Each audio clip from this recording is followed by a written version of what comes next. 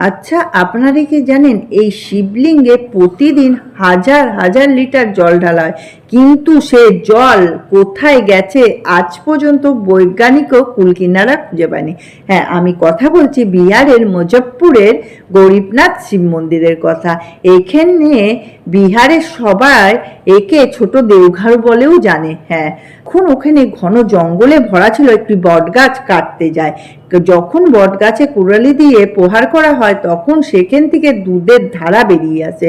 সবাই আশ্চর্য ভেবে সেখানে মাটি খুঁড়তে থাকে। মাটি এখান থেকে একটি স্বয়ম্ভু শিবলিঙ্গ বেরিয়ে আসে এবং সেদিন এক গরিব মানুষের স্বপ্নে দেখা দেয় বাবা এবং বলে ওইখানেই তার মন্দির তৈরি করতে। সেখানেই তার মন্দির তৈরি হয়।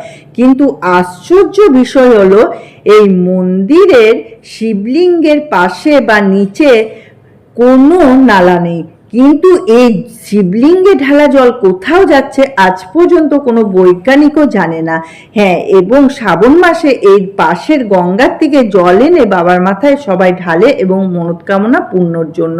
যারা যারা দেওঘর বাবাধামে না জল ঢালতে চাইলে তারা সবাই শ্রাবণ মাসে এইখানে বাবার মাথায় জল ঢালে এবং মনস্কামনা পূর্ণ করে। এর জন্য এই বাবা গরিবের বাবা বলে মানা হয় এবং এর জন্য এই বাবার মন্দিরের নাম হয়েছে গরিবনাথ। তো আপনারা কারা কারা জানতেন এই মন্দিরের সম্বন্ধে অতি অবশ্যই কমেন্ট করবে। হর হর মহাদেব।